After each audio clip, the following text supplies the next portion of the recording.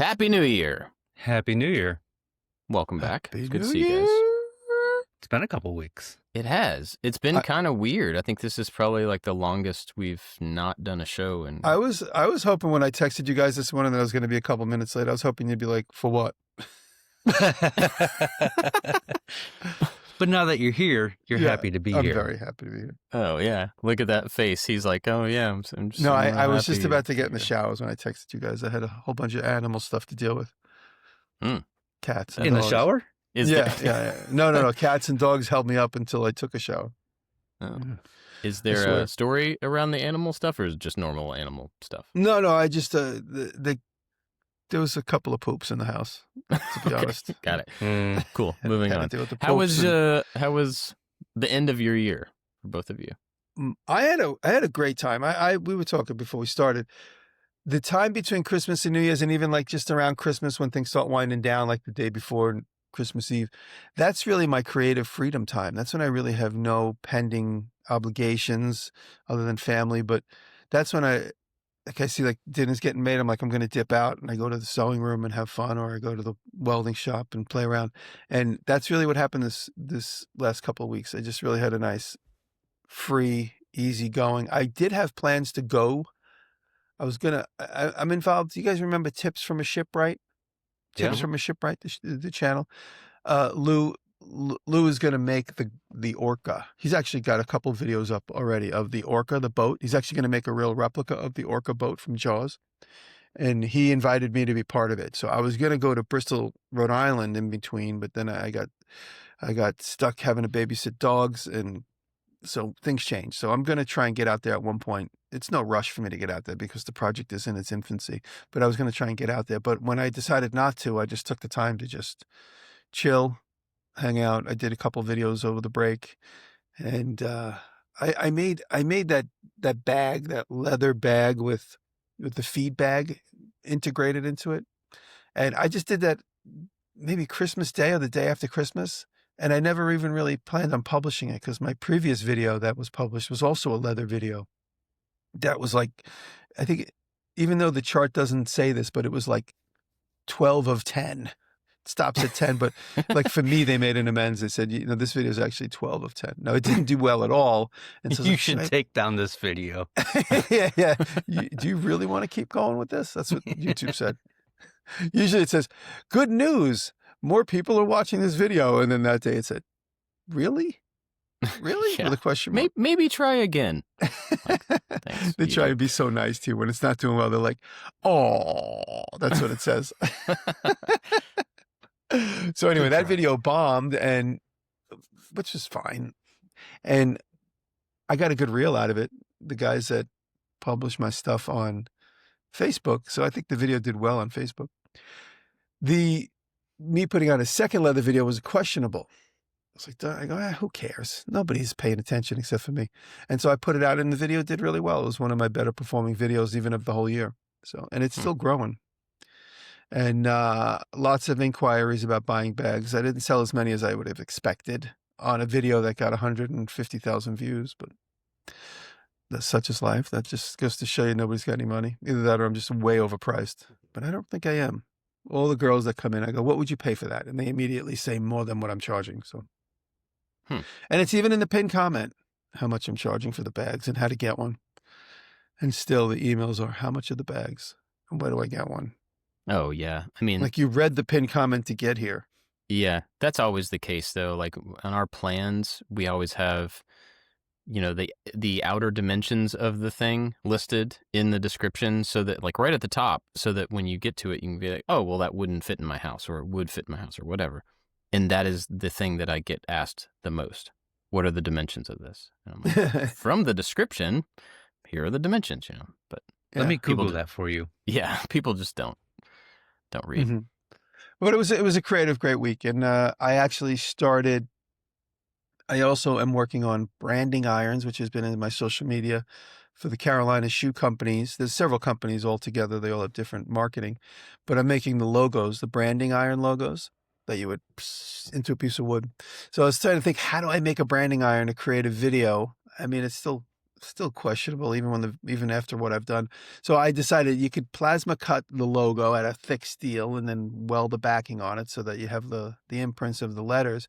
But then just to weld a rod onto it would be kind of boring. So I'm braiding the steel that makes the rod.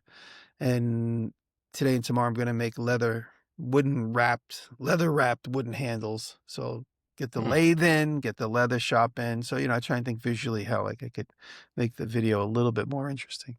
So those are coming out good. So I did those. That video might be out this weekend, maybe. And I'll have an interesting week this week. Today, the guys from Onefinity are coming. I did a little handshake deal with those guys. So I'm going to be repping a Onefinity machine this year in my shop. So What is a Onefinity machine? It's a Onefinity. It's a CNC machine. It's a 4x4 CNC machine. And so those guys, I see them every year at shows. We've been friends for years, and finally now we're going to do some business together. So they're coming today to put the machine together and train me. So they're going to be here after the podcast. They're coming up from Florida. And the machine is somewhere in transit. I have no idea where it is. It's like, you guys are going to be here before the machine. Do you know that? They're like, yeah, don't worry. We're cool. I'm like, are you sure? Because DHL say it's going to come here like halfway through your trip. I go, I don't have a lot to do to keep you guys entertained. Plus, I don't want to entertain you. Yeah, you guys could stare and watch me take care of dogs and make a jacket. Yeah, you could have just left all the animal mess for them to do when they had free time. So I'm also started the jacket. So this was a kind of a boom week for me. So I'm starting to do some leather work. I made a vest which I didn't shoot anything of, just as a test off a pattern, and I showed that on Instagram and YouTube, Instagram and Patreon. And then I started the jacket, which is going to be a full video. So I've been shooting this. I've dismantled. Through patterns, I dismantled a Carhartt jacket, and I'm going to make a copy of it with other material just to see if I could do it. So I'm getting into making clothes. All I've been watching too is like, I'll recommend some clothing guys this episode, but I've been watching people make clothes constantly the last 3 days. Now cool. I know how to make clothes. That's funny because you've kind of done that before. Like you come in and out of clothing. Yeah. Yeah, this isn't the very first time ever, but it's just another serious approach. Just really, I never made a jacket per se, but I've made pants. Years ago, I made a pair of pants. I have no idea where those pants are, but I have been at the sewing machine a few different times in my life. This is my latest incarnation of my sewing ability. Learning. I see you do it, and I want to do it. So, and I think I've said this a few times, but one day I'm actually going to make room for a sewing machine. Yeah, get one. It's amazing. You know what you got to get, and I know I keep promoting this. Get the 303 from Weaver. It is such a versatile machine. I have it bookmarked. You mentioned it before. I have it bookmarked. I just don't have the room for it. And it's honestly, it's not that expensive, relatively speaking. It's not more than $1,500 for the amount of machine that it is. It's like it's the first machine that I've had that has not buggy. Most sewing machines are buggy in one way or another. That and the 205, which I have been almost bugless. Usually you get these same weird things if you have an adjustment out. But you know what's been great, and this is no news to anybody, but anytime I have an issue with the sewing machine, I ask ChatGPT, and it's like, oh, there's a screw under the thing behind the logo. If that screw is there, turn it 1/4 inch to the right. And, I'm just making that answer up, but that's kind of how detailed the answers can be. I have a couple of old machines, and I've been going to ChatGPT for the older machines, getting them tuned up, and they always have the answer. So thank you. So you can, I don't want this to be about AI because I have mixed feelings. I don't like using AI for creativity stuff, but I do like it for helping me out with things. In ChatGPT, you can create custom GPTs where you can upload files and then you can always reference them.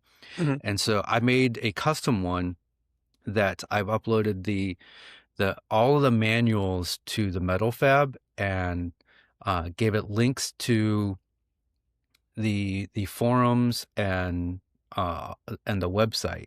And so now, because it's kind of, this machine can do a lot. And so I'll just say, hey, I have 14 gauge carbon steel. What settings do I need to do? And it just spits them out.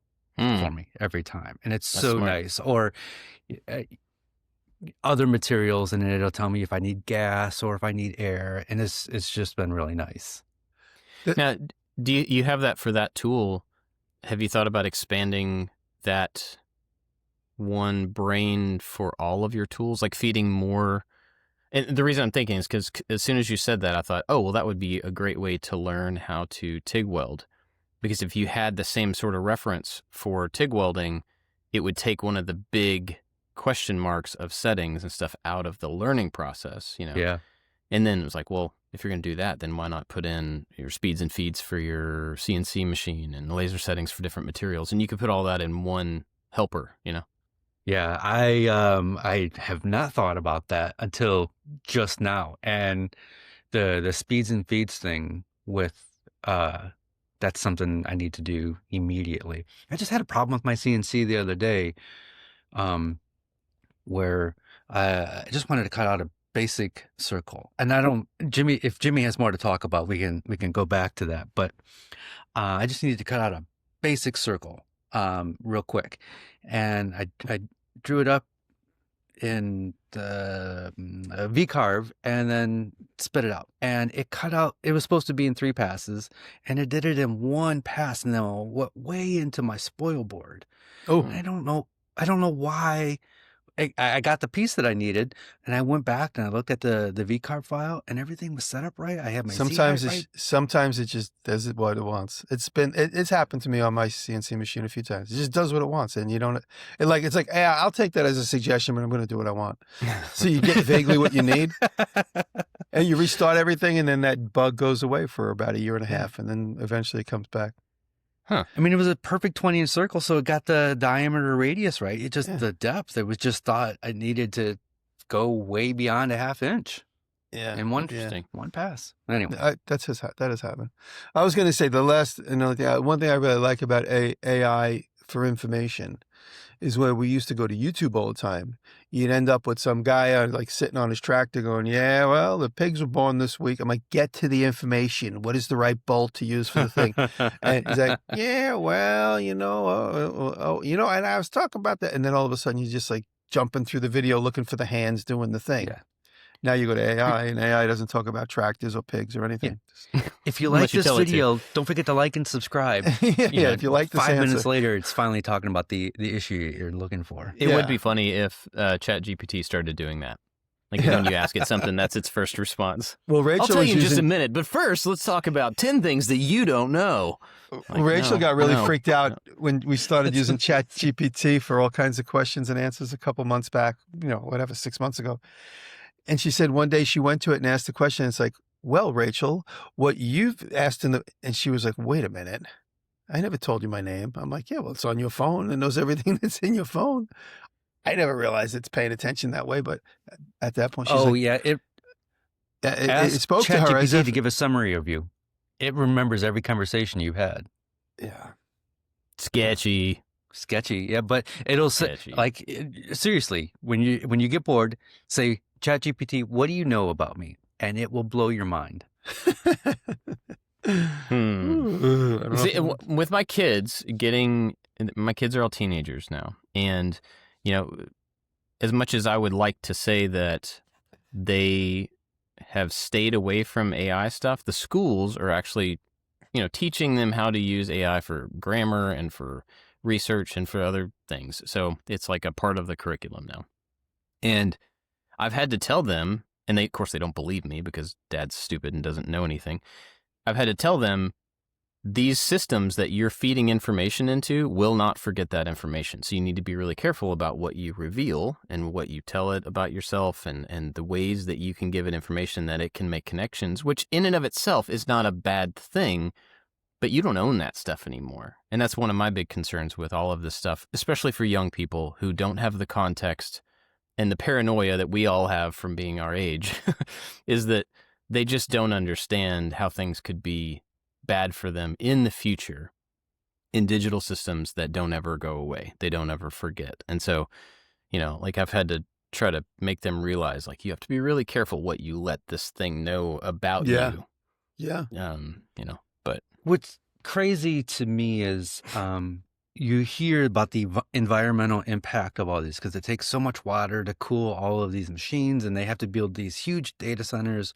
And so you can't even Google something without getting an AI feedback. Like, is there a way, like anytime you Google anything, the Yeah, it's first like, do you want result the AI is, answer? and I was like, what if I don't want to destroy the earth and I just want my Google results? It's Yeah. also just annoying because it's like you start reading into it. You're like, wait, I want to see 7 choices. I don't want you to tell me the summary of 1,000 choices. Yeah, I think you can turn that off, but Can I'm you? not exactly sure. Well, anyway, David, what have you been doing for the last couple weeks? So, business as usual. I did not take any time off. This is not a New Year's resolution. This is a lifestyle change. So I'm just trying to be more organized in my head and outside of the shop. You may get the false impression because my shop is so clean and organized that I am just a clean and organized person. That is not the case. I am a total mess. My office is a mess. My head is a mess, and everything is a mess. So this year is all about organizing and getting things into a place with structure. And so, Good luck. I know. It's my last but 5 years have been like, I am making a Notion template, but in What is physical that? form. So That's cool. yeah. I'm trying to get offline a little bit more, but I have a little label printer, and I print on these cards all my future projects. And then on this board is going to be like immediate projects that still need to be designed, projects that still need to get the materials. And so I can visually see what my next few months are going to look like. And I need to be able to see this board every single day instead of opening up an app on my computer. I just work better in the physical world with that stuff. And I so could dig that. I'm doing that. And then for the art show that's coming up, I am taking, because all the pieces are kind of scattered all over the place. There's no central place where I can see them to see where I'm at in my inventory for that art show. So I'm taking Polaroid photos of every finished piece, and they are hanging up in the shop so I can see where I'm at, how much further I need to go. Next week I have a new contract employee, not an official employee. They're not full time, but I have a new camera and editor working with me, and that's a huge lifestyle change. I work all the time. I don't say I work hard all the time, but I work all the time. And it has finally gotten to a point where it's just not sustainable anymore. I'm about to lose my mind. And so I can't dial back the videos to put out less videos because that means we're already making less money from all various reasons. So I need to at least put out the same output, but I need help getting that output. And so I got a local guy, somebody I know a little bit. He's going to start shooting the videos, and then he's going to take the videos and edit. And I know that's going to slow me down for a month or so while we figure out our rhythm and how that's going to work. But I think come spring, we should be moving along in a much more mechanical fashion, more structure. Yeah. I just need more structure in my life. Yeah. Yeah. Well, it's interesting about that, and I hope this is an encouragement. This doesn't sound wrong, but by adding structure and organization and a framework and things like that to your work and to your just life in general, you end up, all of those little tiny pockets of useless time end up getting kind of pushed together to where you have bigger pockets of useful time. And so, as much as like artists and a lot of people, creative people, just don't like the structure ends up giving you a lot more freedom. Usually. I mean, obviously everybody's different, and so, yeah, I mean, there will be some growing pains through getting all these things that you're trying to put in place, but then it should give you some margin in life, which is good. I'm glad you're doing that. I mean, and this goes beyond work stuff. I mean, this is also like, I start therapy next week so I can just get better in my head, more Good for you. structure in my head. So I'm dealing with I'm going through that now, and it's kind of like a painful process trying to reconfigure how I work, how I've been working for the last 11 years.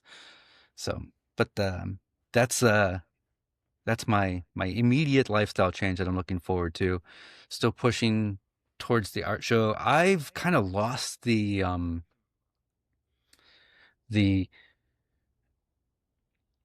desire to tinker in the shop. It's usually like shop over the last couple of years. Shop time is just work time. So there's a thing I want to work on. I work on that. It gets filmed. And then I don't do the playfulness thing. And so now at least an hour of every day is dedicated to something that's for the upcoming art show. And not all of it's going to be filmed. So I have some ideas that I want to execute, but I also need to experiment to see if those ideas are going to work. Like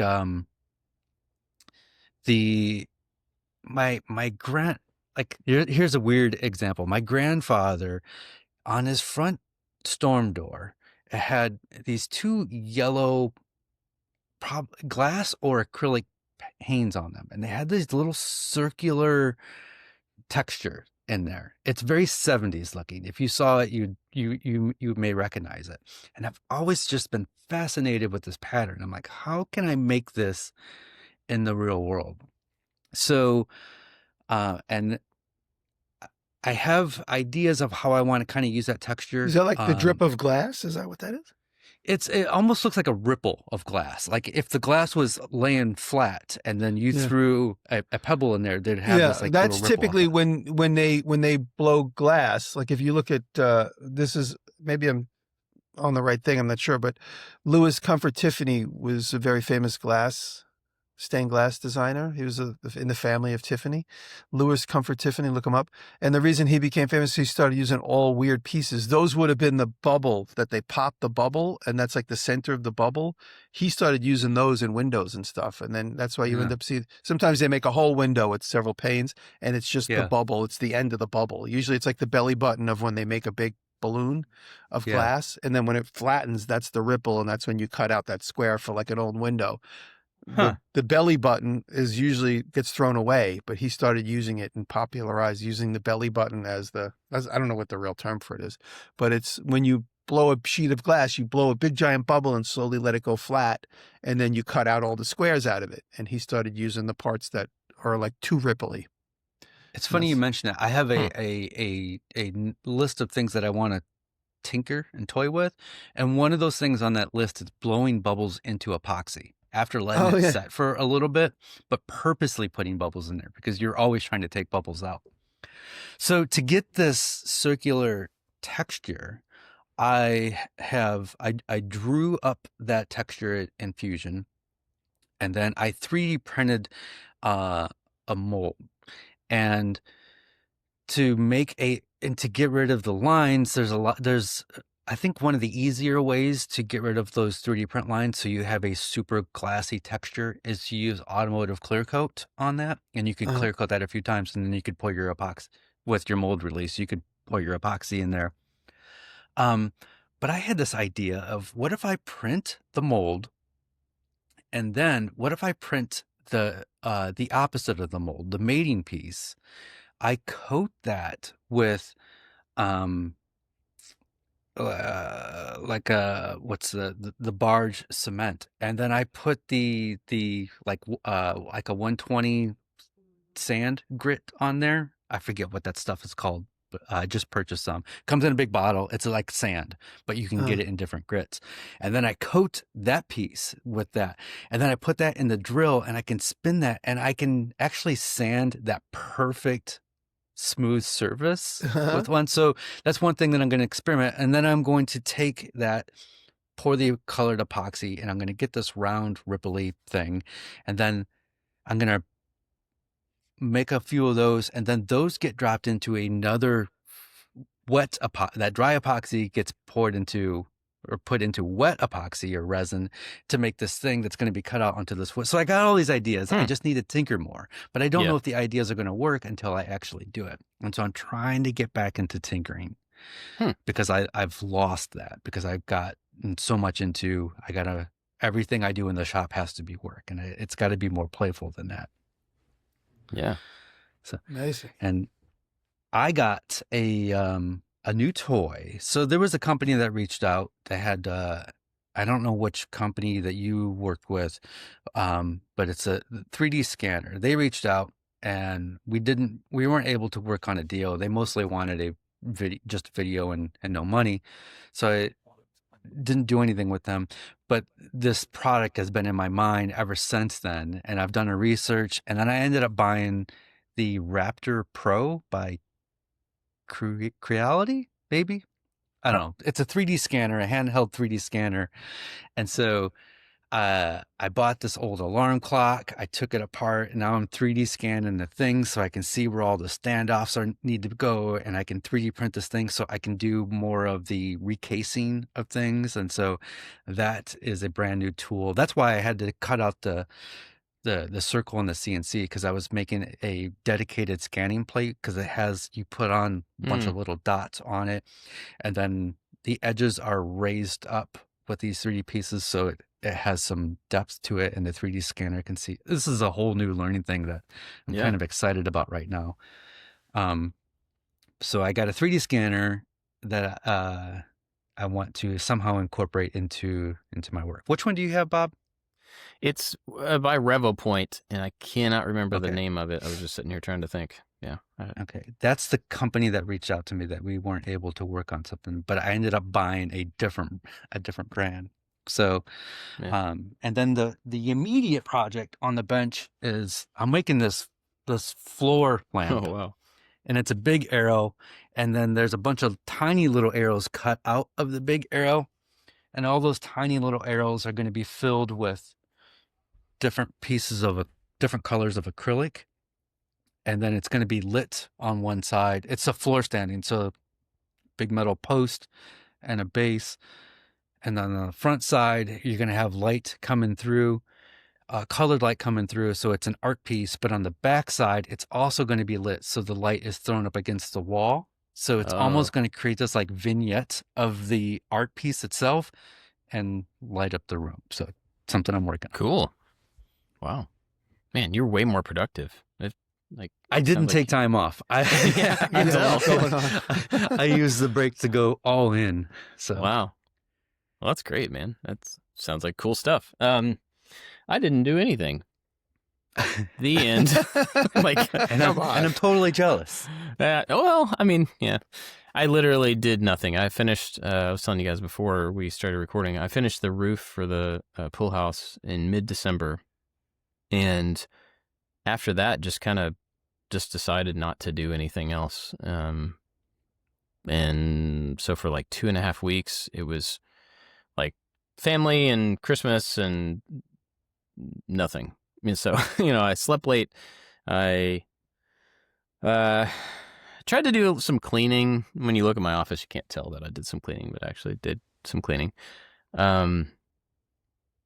Tried to tidy up the shop and, little stuff here and there, but I never made it out to the farm to work on the Gia like I was planning on. It was like the kids were around, and so I was, I wanted to be available when they were available. Of course, they weren't available that much because they were doing stuff with friends all the time and stuff. But so basically, I just did nothing for a couple of weeks. I ended up, so I have fish tanks. I have a couple of small fish tanks, and it's been a long time since I've had big fish tanks.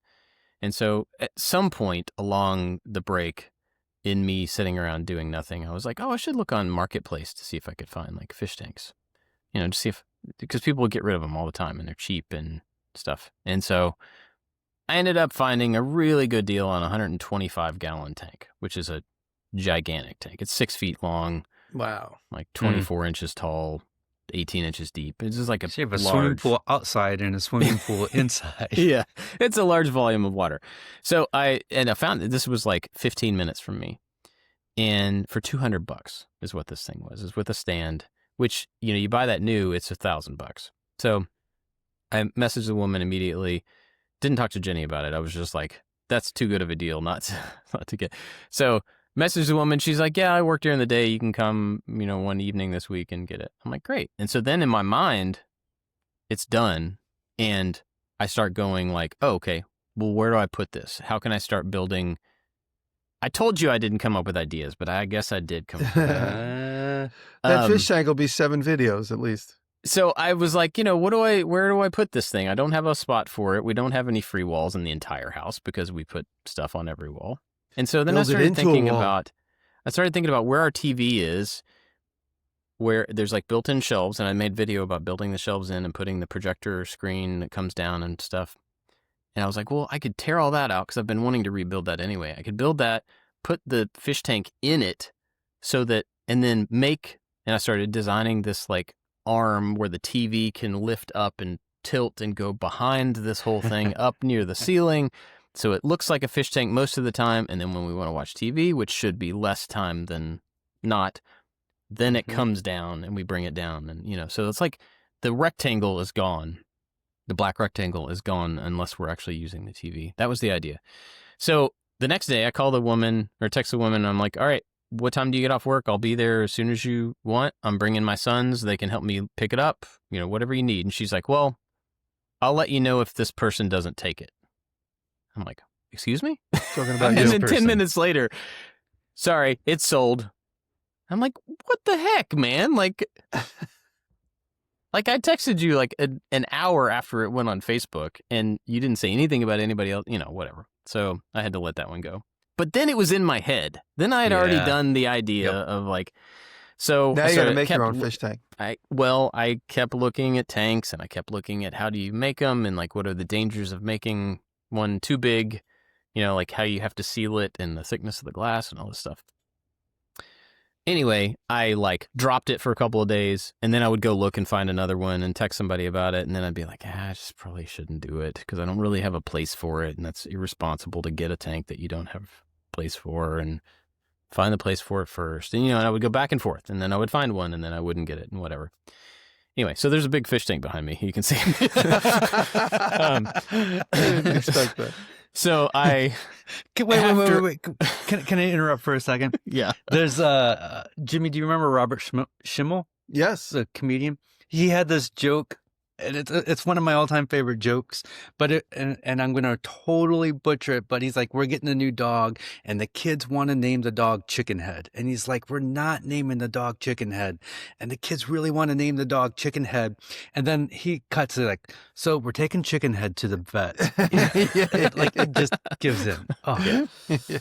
yeah. So I gave in, but I ended up giving up on it, and then somehow got on PetSmart.com. I don't know, looking for something, and it was like, oh, this 60-gallon tank, which is not as big as the other crazy one, is on sale, and there's an additional 20% off. And so I looked at it, and I'm like, wow, that's actually pretty cheap. It was like $300 for a tank and a stand, and like impulsively, I just ordered it because it was a good deal. And then I was like, dang it, why did I, after all of this back and forth and everything? But I was talking to Jenny about it, and like the truth of it is I want to have a larger tank. I really enjoy fish tanks. I love looking at them. I spend time just staring at them. I saw a montage over the break of you on Instagram with several pictures at a fish tank, but it wasn't your channel. What was that? Do you happen to know what that was? Prusa. That's what it was. Reposted, that last video. And so I just decided, like, yeah, I don't actually have a place for it, but I did get a really good deal on this particular setup, and it's about 4 feet wide, so it is more reasonable to find a home for. And it can go in my office, worst case, But I was telling Jenny, because that was her first thing, she was like, well, you can put it in your office and you'll see it all the time. But I don't want to be in my office any more than I already am. I would rather have this thing that I enjoy looking at and spending time on up in the common space so that everybody can enjoy it, but also I'm there more, rather than like, I finished my work day, now I'm just going to stay down here to do my hobby too. Like, I don't I don't want that, you know. So, Mm-hmm. anyway, but I bought this tank. It's 60 gallons. It has a really nice tall front, and I think it's like a good format to look at. So I'm excited about finding a home for it. I'm trying not to be in a hurry about that. Trying to like just find ways to do things in our house to make a spot for it that makes sense, that we can enjoy. What kind of fish do you want to put in it? I've always had small fish, freshwater. I do freshwater tanks. And I've always had small things, and I've never had the space to have angelfish, like the big ones, or discus, which are related to angelfish kind of, but they are like a disc shape. Mm-hmm. They're really pretty, all sorts of crazy colors and patterns on them. They're kind of hard to keep. They have to have a certain amount of room. Both of those fish do. And so that was part of this, was like, well, if I enjoy this and I want to have one of these to look at, why, you know, I could get another tiny tank that I could stick on an end table or whatever, or I could just decide, now I'm going to have these fish that I've always wanted to try, you know? So that's kind of what I'm going for. But these things can change all the time, you know, it could become something else. But anyway, that's where most of my mental energy for the last couple of weeks has gone. Like stupid Facebook Marketplace and looking for tanks and not looking for tanks. And we were in Louisville for something over the break. I don't remember exactly what it was, but we saw some family up there. And while we were up there, I looked up, you know, like local pet stores, because you have all the big chain pet stores that's what we have in our town. But we used to have a local fish store, you know, that was locally owned, small, whatever, and we don't have one of those anymore. So I found one up there that apparently is the oldest one in Louisville. And we went in there, and I think it was the first time it was all my boys who all also like aquariums and lizards and stuff. And I think it was the first time they'd ever been in a shop like that. Mm-hmm. And they were just like eyes wide. It was just tons of fish tanks, all sorts of exotic fish, all sorts of exotic lizards. They had 2 kookaburras, the birds, in a cage in the back, which is like, I've never seen those up close before. And it's a very different experience to go to, you know, a locally owned kind of a local shop of any kind than a big box store. But with the pets, something they already are interested in, they were just blown away at these tanks and these crazy animals and stuff. And I think that might have been me being excited about that, and seeing them excited about was probably part of what drove me to like keep coming back to looking for a tank and stuff. So anyway, that was a kind of a fun thing to get to see, and like I haven't been in a store like that since I was in high school, you know, like the local kind of thing. So we'll There's probably go something back up so special, like when you find an old hardware store and you walk in and the wooden floors creak. Yeah. It's just, that's such an amazing feeling. There's an old hardware store here in Toledo, and it's probably at least 100 years old. And if you need that specialty plumbing piece, this is the place you go. They've had it since 1972, and it's in a bin. And the old guy working there with the dog behind the counter knows exactly where it's at and knows exactly what you need. Yeah. That's cool. And you know, it's interesting going to this store and going even to like my local comic book store. It just reminds me how, this is such an old man's thing to say, but like how we're losing that, you know, how over the course of our lifetime, we've been losing those locally owned hardware stores and pet stores and dry cleaners and like these places that are just, they used to serve the local community because that was the only option, you know, and then they've disappeared because it's hard for them to keep up with the large things, which I get, progress and stuff. But looking at this comic book store and this pet store that I went into, like, I would love to do that. I would love to have a business that was a local business that served just the local community. We didn't try to like be an online thing, but I realize now that the world has changed so much in that respect that would be almost impossible to do. Like, I know people do it, but the idea of trying to create a local pet store, the infrastructure that you would have to get it up and running, much less make it, you know, something that you could survive off of, like, it's it's sad. You'd have and to it's you'd have to wild. be supported by internet sales and an Instagram page with the cutest animals on it. You'd have to. Yeah. My But niece even was that, here like, yesterday. I'm not even sure how well something like that would go. It's just Yeah. interesting to look at how things have changed and how some of the small boutique thing ideas of businesses are just really, really hard to pull off now. Like I'm sure it's possible, but Yeah. like I think I even in just the came up with a store that I business. really I enjoyed being in that store, but looking at the price of the fish that they have, I'm like, yeah, that's like really expensive. Like I wouldn't pay that. That's the problem right there, is You because gotta go as on someone Amazon who and buy 'em. wants to support that thing, I still Yeah. wouldn't be able to pay that. So I get it, but it's sad. Anyway, Dave, what were you going to say? I think I came up with a business. Maybe not for you, Bob, but okay. what if there was a local place that just served local people that did 3D printing? And like, oh, I need a fitting because the handle on my dishwasher broke. You went to their house, you scanned the thing, you went back and you 3D printed. Like, is that a service that exists? Probably, yeah. I mean, I would assume so. I mean, I know there's a lot But of you people do house around here. calls. Well, yeah, house calls is maybe not the thing that exists, but I mean, I know there are several places here in town. The comic book store, for one, has a bunch of printers, and you can email them files. They'll print them for you, and either you can swing by and pick them up or whatever. And I know there's some other places, that do that type of thing. But yeah, the house call designing on the fly to fix a problem, I don't know if that exists. But at the same time, you think about like the reality of if you were to do that as a job, you would have to charge so much for that Yeah. Yep. to make it worth your time that it wouldn't be worth the other person's time. And that's just that's the state of production and cost of living and a bunch Cheaper of to stuff get now. a new dishwasher. Yeah. So anyway, that's where I've been spending my time, watching a lot of aquarium videos.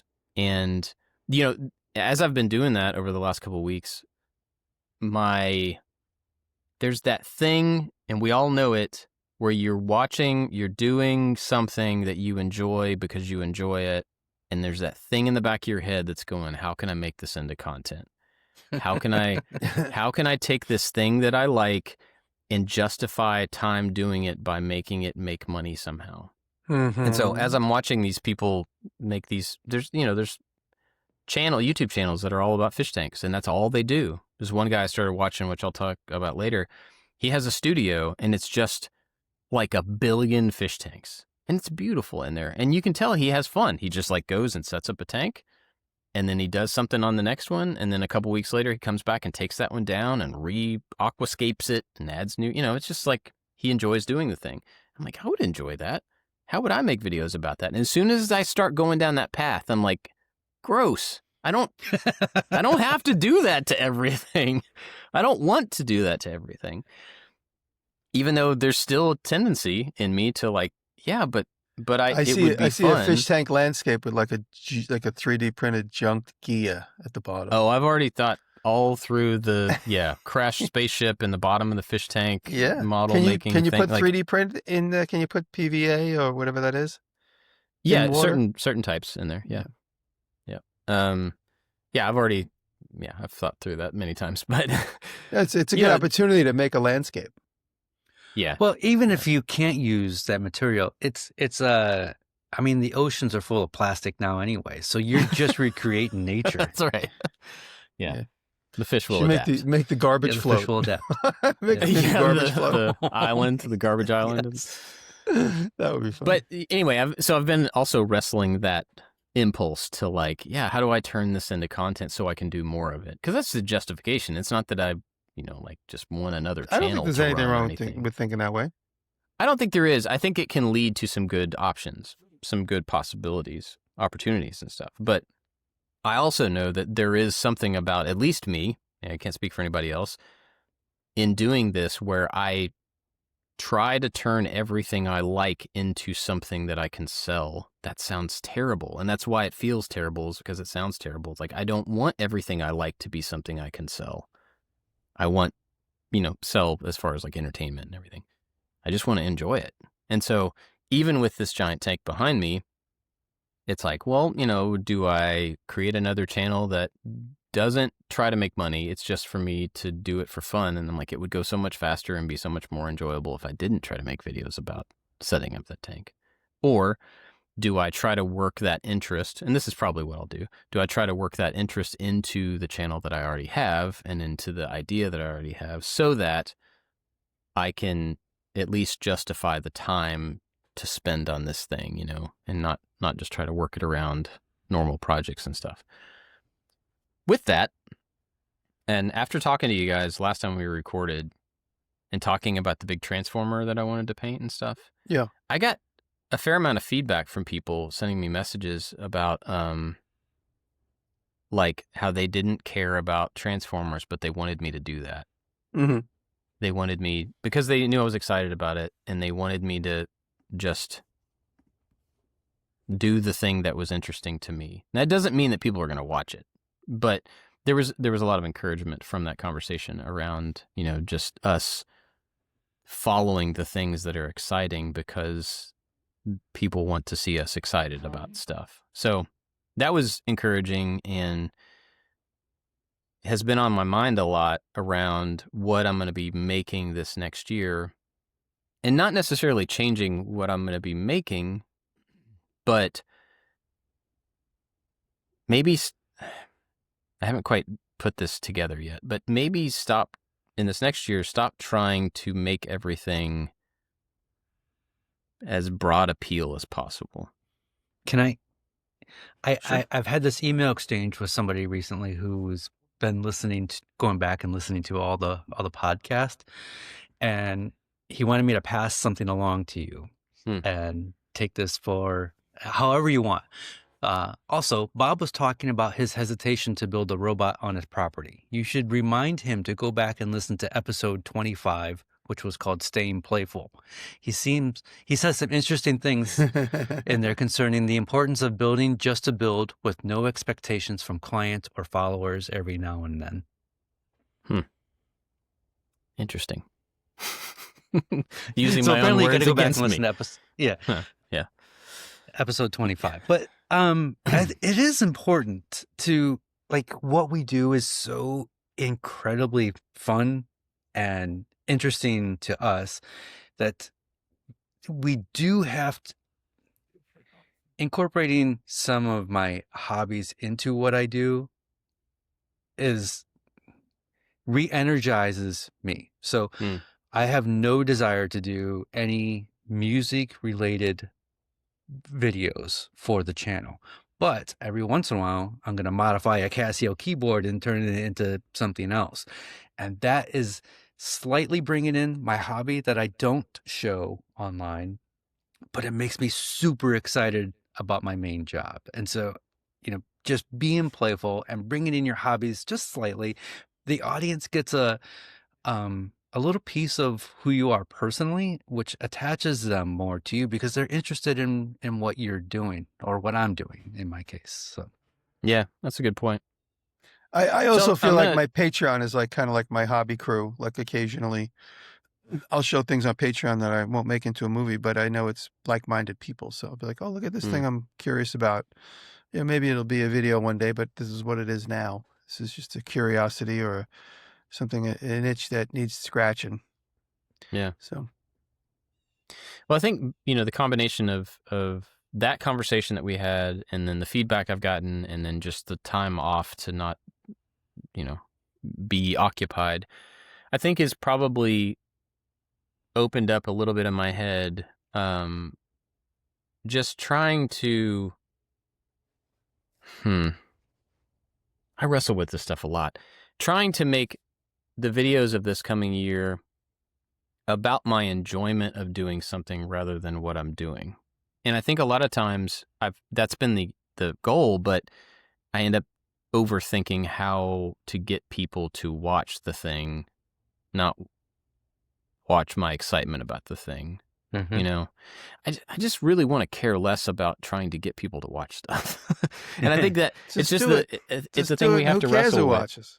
I know, like and that's more easy to infectious say. than anything. it's easy to say. It's easy to say. That is difficult to do, especially if you're me. You know, like other people may have an easier time with that. It's like saying don't care about the comments. It's easy to say, but depending on who you are and where your heart is and what you care about, how you take feedback and all these different things, you know, different people handle that stuff different ways. So it's easy to say, not care about people watching, but I have a family to feed. I have an employee to pay. I You end have up with a 12 of 10. 12 of 10 doesn't do it. So 11 so of 10. anyway, that's just something I'm thinking about this year and trying to change a little bit. I think another thing that I've been thinking about or somehow settled on, I didn't intend to find like a word for this next year. Like some people will do like a word for the year or for the month or whatever, that they try to like use or think about or run things like a filter you run things through.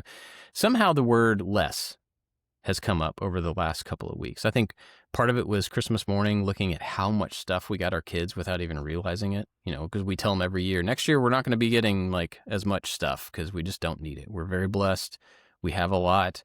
We should do more for other people rather than just get more stuff. And then at Christmas morning, we're like, or Christmas Eve when we're wrapping presents, Jenny and I are like, what the heck? Where did all this come from? Like, how did we do this? So part of it is me realizing that we have way more than we need in every possible way. And not only do I not want to take in more, I actually want to have less. I want a lot of what we have to go. And I told the kids this the other day. We were sitting at dinner and I was like, I'm not trying to force this on you. I'm not going to make you get rid of your stuff, but I'm telling you what I'm doing for me and hoping that you can understand why. And that, and so like I've started just boxing up stuff that is cool, things I like, things I've had for a long time that I just don't need, don't use. And it should just be somewhere else for someone else, and I've sold a bunch of stuff on eBay. One of the most interesting things about feeling this way, though, is I went through my closet and I literally got rid of half my clothes. Not on purpose. I just started going through like, if I haven't worn this in a couple of months or, in last season in summertime or something, I just don't need to have it no matter how much I like it. So I ended up taking about 50% of my clothes. That's something I need to do. And I used to have tons of t-shirts and I had so many t-shirts, I would go through the top 6 because I would like wear them and then they get washed and they go back on the top of the stack, And that's I got like 5,000 black t-shirts. Why do I have 1,000 t-shirts if I wear 6? So now I have a stack about this big. I have maybe 20 t-shirts total, which is still more than I need, but it's like I could not do laundry for a couple of weeks now and I would still have clean clothes, which means I have more than enough clothes. I have a wall of black t-shirts. I bet you do. A bunch of Carhartt hoodies. It's incredible. So, and that felt really good. Not from like, I'm not making a comment on society or anything like that. It felt good for me to unload stuff and just to look in my closet and now the rack with my clothes, which is significantly smaller than my wife's, is now way smaller than my wife's. There's just less there and it feels good. It feels like less claustrophobic or crowded or, there's just less. So that's one of these things I'm going to be trying to do over this next year. Not less, like not fewer videos, not fewer things with people, but just physically, I want less. I'm not trying to apply that to like less time with people or less. There's I read or watched something recently with social media and computers and all the time, and you're constantly seeing feeds of stuff. You're giving your brain these little dopamine things. And one of the things that you don't even realize how many decisions that you make at the start of your day on top of your brain just taking in all of this information all the time. We are exhausted. And this article said something about if you have less choices to make at the beginning of the day, it somehow improves the rest of your day. And that includes getting rid of all your clothes and you don't have to think about what you have to wear and having systems in place where this is just my routine. I don't even think about it. I wake up, I brush my teeth, I do, go and get on the exercise bike or whatever, and just eliminating decisions, eliminating stuff, and also less phone time, which I'm also working heavily on. Yeah. Like Wallace and Gromit, where the bell goes off and the bed tips you up and drops you into your pants and you get on the conveyor belt and the eggs crack. That would be nice. Yeah. I think Steve Jobs was like that, wasn't he? Where he Yeah, had like, he wore the same thing every day. There was Yeah. no choice. yeah, which, there's something not fun about that too. But, Right. but at the same time, like I get it. That is just less to worry about, less to think about, less to have to choose from, and lets you focus your decision making on things that are more impactful and more important. Yep. So anyway, I'm gonna be getting rid of more things. Probably tools as well. I hadn't really thought about that. It's more the stuff that surrounds me. The things that I like but don't need to have. So that's one of my big things for this year. But this is a tangent, but it's been part of the last month or so for me. Did I tell you? I know I told you about the Fusion plugin that I made, the first one. Did I tell you about the second one? No. I've made 3 now. Oh. So the second one I submitted to the Fusion App Store, the Autodesk App Store, in the last couple of weeks. I don't remember, but it takes them forever to approve stuff. But it's really cool, I think. I know that I'm more excited about these than anybody else is, and that's fine. But it's for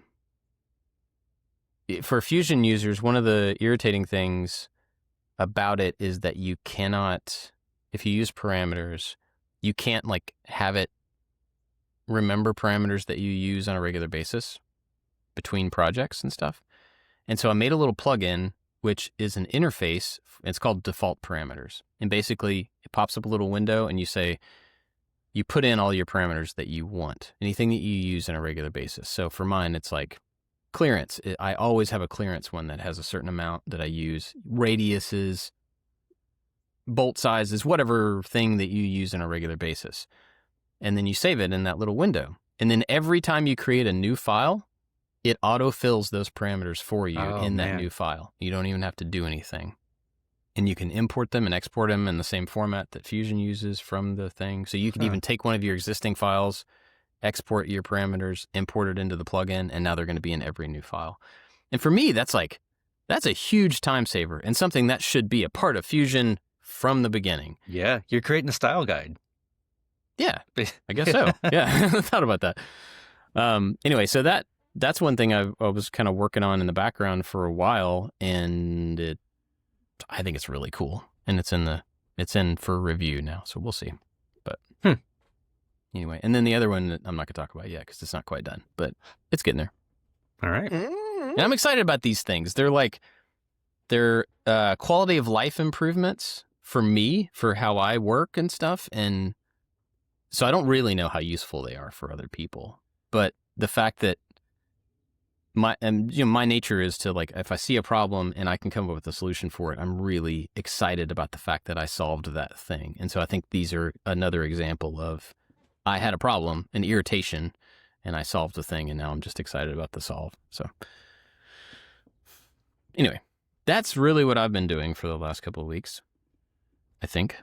And we've been talking about this stuff for an hour already. So, did y'all watch anything over this last couple of weeks? You got anything to recommend or anything? I watched the show Beast in Me, I think it's called, with Claire Danes. Did you guys watch that? Nope, never heard of I it. don't think so. Yeah, it's. I mean, I wouldn't watch any of the stuff if it wasn't for Rachel. She loves movies and miniseries and stuff.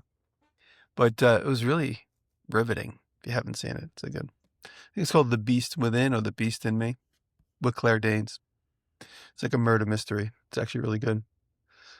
What I've been watching is, if we're going into recommendations, I've been watching. I have to find his full name, but I talked about him before on Instagram because I thought he was only an Instagrammer, but me searching how to make clothes popped up, and I'm sure he's going to be in my feed because he keeps popping up now. His name is Cornelius. Here he is. Cornelius Quiring. He has a full YouTube channel. His channels are very well produced just by him, and he's really thorough when it comes to making clothes. He covers every little detail. He always has an interesting video. So check out Cornelius Quiring if you want to make clothes. I'm going to put him in the video when I eventually publish my video. He's great. So check out Cornelius Quiring. Hmm. I said, I've been following him on Instagram forever. I did not know that he had a YouTube channel until now. And he's very, very thorough with his education of how to make clothes.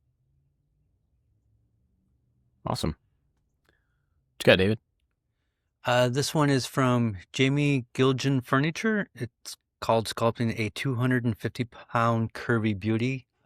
She's making a couch, and it looks absolutely stunning and huge and heavy, and I love everything about it. And it's a really, really good video. Cool. That's on my to-do list for the year, is to make a couch, something with a wooden frame that gets covered with batting and foam and leather or something like that. I have 3, which You're shows you making up for taking 2 weeks off. Yeah, and it shows you how much I've watched more than normal lately. One is one of the fish tank channels that I've been watching, is the guy I was talking about earlier. It's called MD Fish Tanks. I think that's the name for it. I should verify that. Yeah, MD.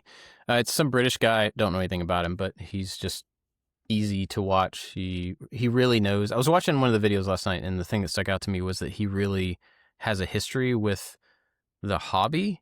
He was talking about certain plants and how in different lighting conditions they grow differently, and was just kind of talking about it like it was common knowledge. And I was like, I don't know that. How would I known that? But it's because he's been doing it for a really long time. Talking about fish behaviors and the difference between how these two fish would act in these certain situations.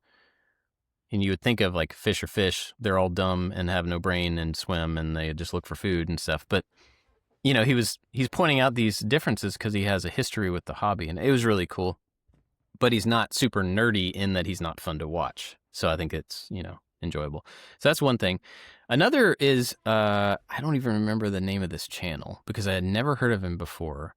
And I'm not even sure why I watched it. The channel's called Struthless. And the video is called A Chaotic Guide to Making Stuff Instead of Doom Scrolling. And the thumbnail says what to make when you don't know what to make. It's like 15 minutes, and it's this guy who writes books, I guess. Don't know anything about him. But it's basically him saying, when you're stuck, here are some concrete ways to start making stuff again. And it's just like, reuse this material, or take a quote and build art around this quote. And it's practical, just if you are literally stuck, here's a jump start kind of thing. I think there's some really interesting stuff in it. So there's that one. And then the other one was another guy that I don't know anything about. Don't even know the name of the channel. But the video, the channel's called Maurice Moves. And the video is Urgency Zones, How to Cure Your Messy Home Forever. And it's I guess he does like productivity and everyday carry type stuff. And I didn't watch any of his other videos. But this one talks about organizing his stuff and the idea of urgency zones rather than frequency zones. And it was really interesting. It's just an idea I'd never thought of. So not frequency like I use this pencil all the time, so it should be where I can get to it first. It's like when I need a pencil, I really need a pencil. So how do I put the pencil in a place that I can get to it when I need it? So he made the point with like remotes.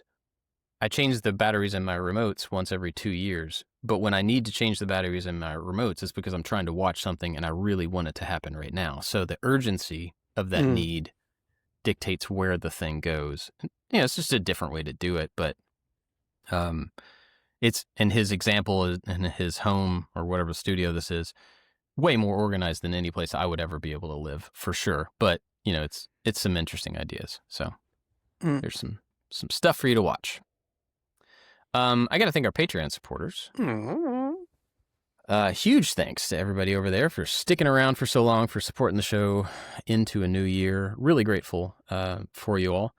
And our top supporters are Pretty Big Deal Inc., Albers Woodworks, Chad from Mancrafting, Corey Ward, Matthias Garnow, Michael Menedgen, Nick Ryan, Odin Leathergoods, Pete Rondeau, Rich at Low End Design, Scott at Dad It Yourself DIY, The New Janky Workshop, Warren Works, and Works by Solo.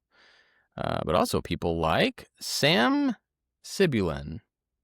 I'm not sure if I said that right, Sam, but there's a lot of people that support us Really grateful for all of it. And everybody gets the after show. Don't know what we're going to talk about today in the after show, but it's going to be right after this show. You can only get it by going to patreon.com/makingit and sign up to support the show at any level. So go do that. You guys got anything else this week? Right? That's it. That was a good one. Cool. Looking forward to the warm weather. That's about it. Oh, It's here today. All the snow just melted. yeah. Oh, it's not here yet. Hopefully it comes. It's like 65 here today. It's crazy. It's ridiculous. All right, cool. Thanks for being with us, and we'll Thank you, catch you next everybody. time. Thank you. Happy